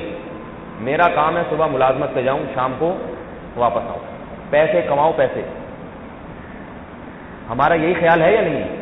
مزے کرو مزے. ہاں وہ الگ بات ہے کہ ہم چونکہ شناختی کارڈ میں اسلام لکھا ہوا ہے لہذا جمعے کی نماز کبھی کبھار پڑھ لیا کریں. رمضان آئے گا تو چند ایک روزے بھی رکھ لیے تاکہ پتہ چلے ہم مسلم ہیں یہ نان مسلم. اس سے زیادہ کچھ نہیں. تو میرے بھائی ایسا نہیں ہے. اللہ فرماتے ہیں ساری کائنات تیرے کام پہ لگا کے میں نے تجھے آزاد نہیں چھوڑا. ساری کائنات تیرے لیے اور تو میرے لیے ہے. کس کے لیے بھائی ہے؟ اللہ کے لیے. لہذا اللہ اب دیکھے گا کہ تو میرا بنتا ہے یا نہیں بنتا. بس یہ ہے آزمائش. هل اتى على الانسان حين من الدهر، فرمایا انسان تجھ پہ لاکھوں خربوں سال ایسے گزر چکے ہیں. لم یکن شیئا مذکورا، تو قابل تذکرہ چیز نہیں تھا، مٹی تھا. فرمایا انا خلقنا الانسان من نطفة امشاج، مٹی کے ذرات کو جمع کر کے ہم نے تجھے نطفہ اور نطفے سے پھر تجھے انسان بنایا. کیوں؟ نبتلیہ، ہم تجھے آزمانا چاہتے تھے. اما شاکرن و اما کفورا، کہ تو دنیا میں جوان ہونے کے بعد ہمیں یاد رکھے گا یا مجھے بھول جائے گا. یہ دیکھنا چاہتے ہیں اللہ، تو مجھے یاد رکھتا ہے یا مجھے تو بنانے والے کو یاد رکھتا ہے یا بنانے والے کو بھول جاتا ہے. یہ ہے جو یاد رکھے گا پر میں اسے کامیاب کر دوں گا، جو مجھے بھول جائے گا اسے میں ناکام کر دوں گا. اور یاد رکھنے کا مطلب کیا ہے؟ ہر وقت تو کوئی نہیں یاد رکھ سکتا نا. یاد رکھنے کا مطلب ہے کہ موقع پہ میں یاد آ جاؤں. جن کاموں سے میں نے تجھے روکا ہے اگر تو ان کاموں کا موقع ملے اور رک جائے تو اس کا مطلب ہے تو نے مجھے یاد رکھا ہوا ہے. یاد رکھنے کا مطلب یہ نہیں کہ صبح سے شام تک آپ اللہ اللہ کرتے رہیں یا ہر وقت دماغ میں اللہ کا تصور بٹھا کے رکھیں. یہ تو ممکن نہیں ہے. اتنا تو کسی کا دماغ نہیں ہوتا. یاد رکھنے کا مطلب کیا ہے؟ جب اللہ نے جس وقت جو حکم دیا ہے اس وقت اللہ کا حکم یاد آ جائے. میں سرسری سی مثال دے کے بس بات ختم کرتا ہوں. دیکھو صبح ہم رات کو سوتے ہیں، یہ نیند بھی اللہ کی نعمت ہے. اللہ فرماتے ہیں ہمیں مسلط کرتے تمہارے اوپر نیند. اب صبح اٹھنے کا وقت آتا ہے، اذان ہوتی ہے فجر کی. جس کو یہ خیال ہے کہ مجھے بنانے والا کوئی ہے، میں خود سے نہیں بنا، اور جس نے بنایا ہے وہ مجھے دیکھ رہا ہے کہ اب میں اس کی مخالفت کرتا ہوں یا اس کی بات مانتا ہوں. جس کے دماغ میں یہ خیال ہوتا ہے وہ اپنی نیند کو قربان کر کے اٹھتا ہے اور وضو کر کے اللہ کے سامنے سجدہ کرے گا. اور جو اللہ کو بھول جائے گا وہ کہے گا رات پیٹ بھر کے کھایا ہے, کس نے کھلایا, مٹی سے کیسے یہ روٹی بنی, کیسے یہ گوشت بنا میرے پیٹ میں, مجھے ان چیزوں سے واسطہ نہیں ہے. مجھے تو یہ کہ میں نے رات 4 روٹیاں کھائی ہیں, پیٹ بھرا ہوا ہے, مجھ سے نہیں اٹھا جاتا, نیند آ رہی ہے. اور فجر کی نماز کیا کر دے گا, ضائع. یہ ہے اللہ کو بھولنے والا. میرا خیال ہے نہیں آ رہی سمجھ میں بات. افطاری آپ لوگوں کی یہیں پر ہے, بے فکر رہے ہیں, صحیح ہے نا. یاد رکھنا اور بھول جانا سمجھ میں آتا ہے. جو نیند قربان کرے گا کہ جس نے مجھے نیند دی ہے اس کی خاطر اس نیند کو قربان کر دو, وہ ہے اللہ کو یاد رکھنے والا. اور جو سوتا رہے گا یہ وہ ہے جو اللہ کو بھول گیا. اچھا پھر ہوتا کیا ہے, جو اللہ کو یاد رکھے گا تو کیا اللہ اس کو پیسے دے دیں گے جیب میں؟ اگر ایسا ہوتا نا, فجر میں اٹھ گئے, پڑھے, اللہ کو یاد رکھ, اللہ کہے تو میرا بندہ ہے, مجھے تو نے خوش کر دیا, یہ لے 5000 روپے. امام صاحب کو آسمان سے پیسے آتے, جو نمازیں ان میں پیسے بانٹ دیں, تو پھر اگلے دن ظہر میں سارے آتے. کیا خیال ہے؟ اور جو سوتا رہ گیا, نہیں اٹھا, اس کو سزا ملتی کہ تو چونکہ مجھے بھول گیا تھا لہذا آج صبح تجھے ناشتہ نہیں ملے گا. ایسا ہوتا ہے کیا؟ نہیں. کیوں نہیں ہوتا؟ قرآن بتاتا ہے. فرمایا ذرہم یأکلوا ویتمتعوا, فرمایا ان کو چھوڑ دو اپنے حال پہ, کھانے دو, پینے دو. ابھی کیا کرنا ہے؟ فرشتے بٹھا دیے ہیں اور کہا کہ ابھی کچھ نہیں کرنا, جو پڑھ رہا ہے صرف لکھ لو کہ اس نے اس دن پڑھی ہے اٹھ کے نماز, مجھے یاد رکھا. اور جو نہیں پڑھتا اس کے اعمال میں, اس کی کتاب میں لکھ دو. صرف فائل تیار کرو, ابھی ڈاکومنٹری تیار کرو. ڈاکومنٹری ہوتی ہے نا, انگریز جاتے ہیں جنگلوں میں, صرف یہ دیکھتے ہیں شیر کر کیا رہا ہے, چھیڑتے نہیں ہے جا کے شیر کس کو جھپٹ رہا ہے, کیا کھا رہا ہے, بس دیکھو جنگل میں ہو کیا رہا ہے, جنگل کی فلم بناؤ, بس کرنا کچھ نہیں ہے. اللہ نے فرشتوں کو کہا کہ صرف ڈاکومنٹری تیار کرو, کون کیا کس وقت کر رہا ہے, ابھی چھیڑ چھاڑ کسی سے نہیں کرنی. اس کے لیے الگ وقت ہے. ایگزامینیشن ہال میں یہ جو پرچہ حل کر رہا ہو اسے نمبر اس وقت نہیں دے دیے جاتے, اور جو آلتی پالتی مار کے بیٹھا ہو اسے ایگزامینیشن ہال سے باہر نہیں نکال دیا جاتا. کہا جاتا ہے آپ کے پاس 3 گھنٹے ہیں, چاہیں تو لیٹ جائیں تکیہ لگا کے سو جائیں, اور چاہیں تو بیٹھ کے پرچہ حل کریں, آپ کی مرضی ہے. نتیجے کا وقت بعد میں ہے, اس وقت پھر پتہ چلے گا فیل ہوئے, پاس ہوئے, ملازمت ملے گی نہیں ملے گی, یہ بات کی چیز ہے. یہ ایگزامینیشن ہال ہے, جزا اور سزا کی جگہ نہیں ہے. وہ الگ بات ہے, اللہ کبھی کبھار سزا دے دیں عبرت کے لیے, طوفان آ جائے سزا, وہ ایک الگ بات ہے, اور اللہ کرتے بھی ہیں اپنے بندوں کی ہدایت کے لیے, لیکن اصل جگہ یہ نہیں. تو ابھی حکم یہ ہے نماز پڑھے نام لکھو, پیسے نہ دو اس کو. عین ممکن ہے نماز پڑھی اور گھر گئے تو ناشتہ ہی نہ ملے, بیوی غصے ہو جائے, یہ بھی ممکن. ایک آدمی نماز نہیں پڑھتا تھا تو مولوی صاحب نے اسے کہا نماز پڑھا کر, تیری بھینسیں دودھ دیں گی, دودھ میں برکت ہوگی. اس نے کہا چلو ٹرائی کر کے دیکھتے ہیں. وہ مولوی صاحب بھی سیدھے تھے, ان کو چاہیے تھا, بولتے بھائی تو نماز پڑھ, اللہ رزق میں برکت دے گا, لیکن نماز اللہ کے لیے پڑھ, رزق کے لیے نہیں پڑھ. لیکن مولوی صاحب نے کہا تو نماز پڑھ, انشاءاللہ تیری بھینس زیادہ دودھ دے گی. تو اس نے کہا چلو ٹرائی کر کے دیکھتے ہیں. اب اللہ کو آزما رہا ہے. فجر کی نماز پڑھ کے گھر گیا تو ایک بھینس مر چکی تھی. بڑا غصہ آیا کہ یار مجھے تو مولوی صاحب نے کہا تھا نماز پڑھوں گا بھینس دودھ دے گی, یہ تو بھینس ہی گئی. اس نے کہا مولوی صاحب کے پاس ہے, مولوی صاحب نے کہا یہ اللہ نے تجھے آزمایا ہے, ابھی اللہ دیکھ رہا ہے تیرا ایمان کتنا ہے, ظہر پڑھ. تو اس نے کہا چلو ایک ٹرائی اور صحیح, ٹرائی کر کے دیکھتے ہیں. ظہر میں آیا دوسری بھینس مری, عصر میں آیا تیسری, بڑا غصہ آیا اس نے کہا یہ میں ٹرائی کرتا رہوں, اس بھینسیں جا رہی. تو ایک کٹا جو ہے نا بھینس کا چھوٹا سا بچہ, وہ بہت شور مچا رہا تھا. تو وہ کہتا ہے وہ زیادہ شور نہیں مچار, تو خالی 2 نفل کی مار ہے. یہ تو تیرے باپ دادے تھے جن کو مارنے کے لیے 4 رکعتیں پڑھنی پڑی ہیں, تو خالی 2 نفل کی. تو اس کا خیال یہ تھا کہ نماز پڑھنے سے تو ایسا ہوتا نہیں ہے, لیکن بعض دفعہ ایسا بھی ہو جاتا ہے. نماز پڑھنے آئے, چپل چوری ہو گئی, نہیں خریدی. آدمی کہتا ہے یار مولوی صاحب سے تو سنتے تھے نماز میں برکت ہے, ادھر مسجد میں آؤ تو چپل چوری, یہ کیسی برکت ہے بھائی.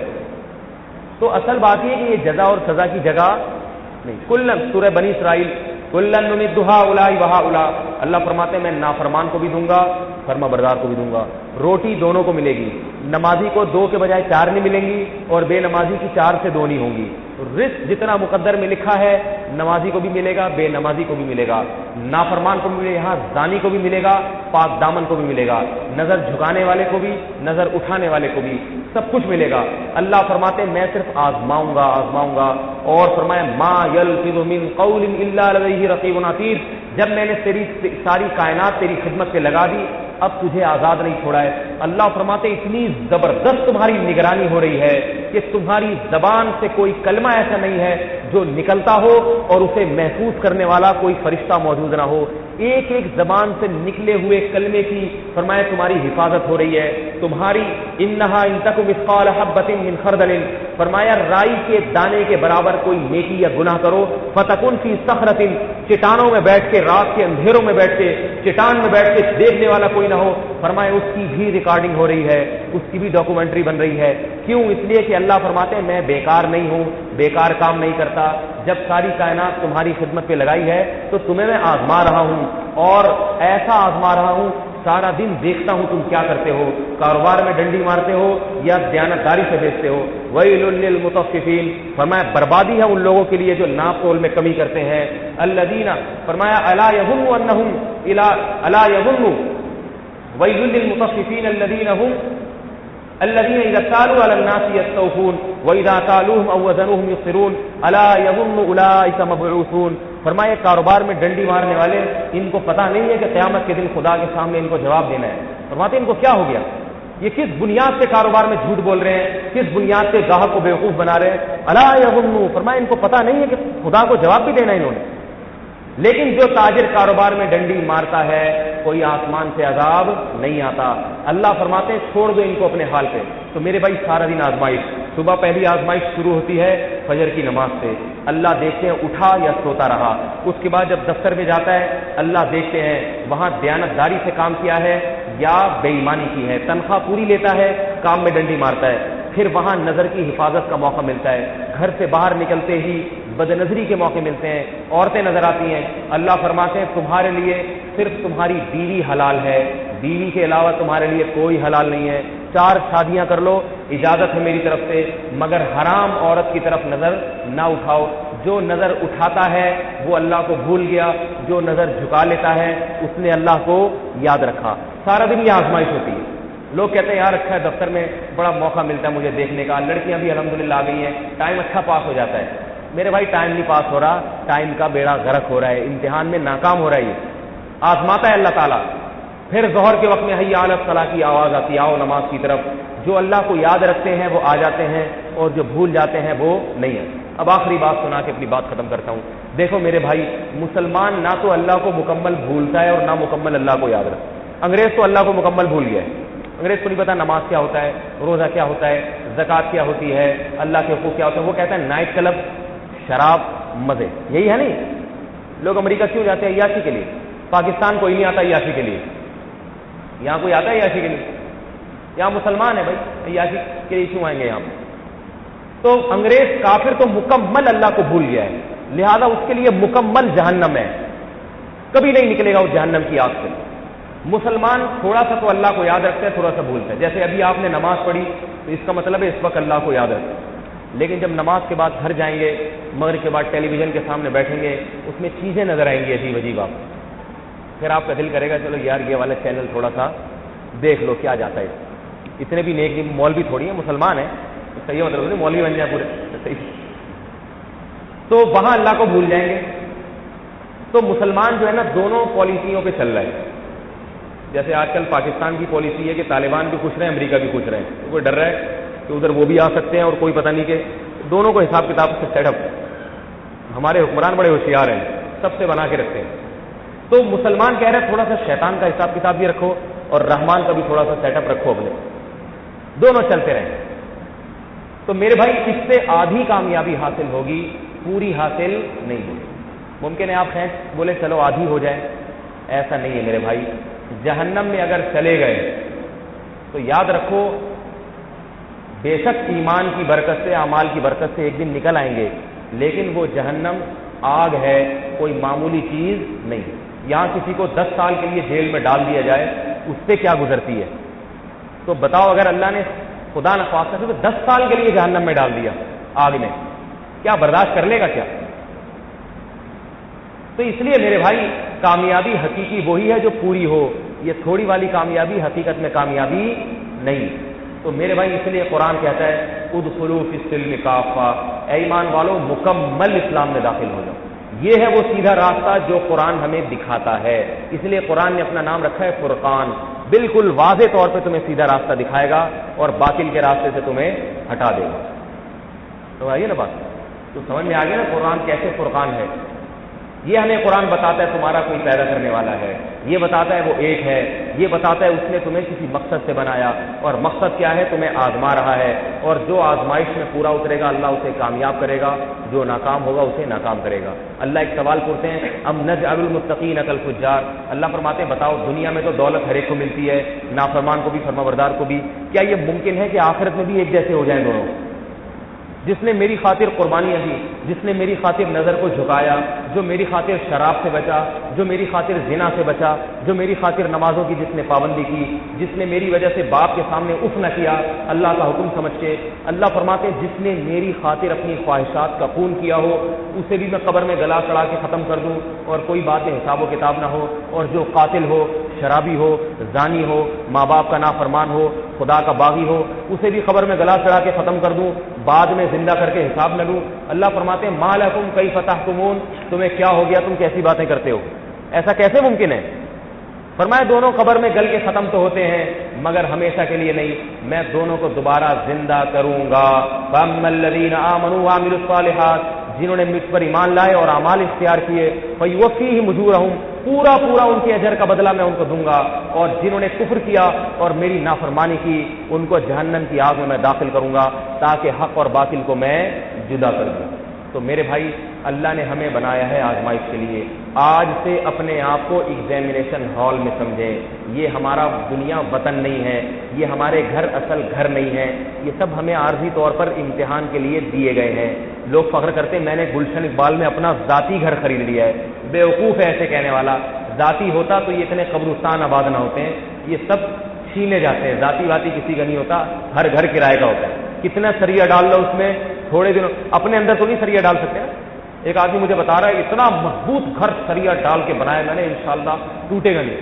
میں نے کہا اتنا سریا اپنی ہڈیوں میں بھی ڈلوا لیتے ہیں، اپنی عمر تو 10 20 30 سال رہ گئی ہے، گھر نہیں ٹوٹے گا تو آپ تو ٹوٹ جاؤ گے بھائی، آپ تو چلے جاؤ گے۔ یا تو گھر میں جتنا سریا ڈالتے ہیں اپنے اندر بھی ہڈیوں میں ڈال لیں، اپنی ہڈیاں تو وہی 20 30 سال کے بعد بوسیدہ ہو کے گل سڑ جاتی ہیں، اور پھر کھانسی، گردے فیل، شوگر، بلڈ پریشر، 40 سال کے بعد سارے امراض، اتنے امراض ہیں، اتنے امراض، مرض کو سمجھ میں نہیں آتا کہ کون سا والا مرض پہلے جائے۔ شوگر پریشان ہوتی ہے میں حملہ کروں، یا بلڈ پریشر کہتا ہے میں حملہ کروں، ہارٹ، دل، اتنے سارے امراض حملہ کرتے ہیں۔ تو میرے بھائی یہ دنیا دل لگانے کی جگہ نہیں ہے، اس کو ایگزامینیشن ہال سمجھو، جیسے وہاں 3 گھنٹے کے لیے بٹھایا جاتا ہے، اس کے بعد اب آپ وہاں بیٹھ گئے یہ پنکھا میرا ہے، یہ ایئر کنڈیشن میرا، یہ جو صوفہ مجھے ملا ہے میرا، لوگ کہیں گے بیوقوف تجھے امتحان کے لیے بٹھایا ہے، پرچہ حل کرنے میں توجہ رکھ، ان پنکھوں سے دل نہیں بہلا، ابھی 3 گھنٹے بعد یہاں سے تمہیں نکال دیں گے، بھائی اپنے چھپڑے میں جانا ہے تم نے وہاں پہ۔ تو میرے بھائی ایگزامینیشن میں تو 3 گھنٹے کا پتہ ہوتا ہے، یہاں 3 منٹ کا بھی پتہ نہیں، نکالا یہاں سے بھی جانا ہے۔ تو میرے بھائی یہ پنکھے، یہ ایئر کنڈیشن، یہ گاڑی، یہ بنگلہ، یہ صوفے، یہ پردے، ان سے دل لگانے کی ضرورت نہیں، رکھیں ضرور، دل نہ لگائیں ان سے، یہاں سے جانا ہے، اور آج سے دنیا کو مسافر خانہ اور دنیا کو امتحان گاہ سمجھے۔ تو یہ ہے رمضان کا پیغام، یہ ہے قرآن کا پیغام، یاد رہے گا نا یہ پیغام۔ آخری مختصر بات کیا کہ ہم کہاں بیٹھے ہوئے ہیں؟ ایگزامینیشن ہال میں، امتحان گاہ میں، 24 گھنٹے ہمارا امتحان ہے، 24 گھنٹے، جو پورا ہو گیا وہ ہے کامیاب، اللہ اس کو دنیا میں بھی پاکیزہ زندگی دے گا اور آخرت میں۔ اللہ تعالیٰ ہم سب کو کامیابی عطا فرمائے اور اس امتحان میں کامیاب ہونے کی توفیق عطا فرمائے۔ سبحانک اللہم و بحمدک، نشہد ان لا الہ الا انت، نستغفرک ونتوب الیک۔ الحمدللہ رب العالمین والعاقبۃ للمتقین والصلاۃ والسلام علی رسولہ الکریم وعلی آلہ وصحبہ اجمعین۔ اللہم انا نسألک من خیر ما سألک منہ نبیک محمد صلی اللہ علیہ وسلم، ونعوذ بك من شر ما استعاذك منه نبيك محمد صلی اللہ علیہ وسلم، انت المستعان وعلیک البلاغ ولا حول ولا قوة الا باللہ۔ اے اللہ جو کچھ کہا سنا اس پر عمل کی توفیق عطا فرما۔ اے اللہ ہم میں جو گنہگار ہیں ان کو گناہوں سے توبہ کی توفیق عطا فرما۔ اے اللہ جو بیمار ہیں ان کو بیماری سے شفا عطا فرما۔ جو مالی تنگی کا شکار ہیں اللہ ان کے مال میں وسعت اور برکت عطا فرما۔ اے اللہ ملک پر جو پریشانی آئی ہوئی ہیں اللہ تو ان قدرتی آفات سے ہمیں نجات عطا فرما۔ اے اللہ جو بھی متاثرین ہیں خواہ سیلاب سے ہوں یا کسی دوسری وجہ سے اللہ تو ان سب کی مدد فرما۔ اے اللہ تو اپنے فضل و کرم سے مسلمانوں میں اتفاق و اتحاد پیدا فرما۔ اللهم انا نسألك من خير ما سألك منه نبيك محمد صلى الله عليه وسلم ونعوذ بك من شر ما استعاذك منه نبيك محمد صلى الله عليه وسلم وانت المستعان وعليك البلاغ ولا حول ولا قوة الا بالله صلى الله تعالى على خير خلقه محمد وعلى اله وصحبه اجمعين برحمتك يا ارحم الراحمين۔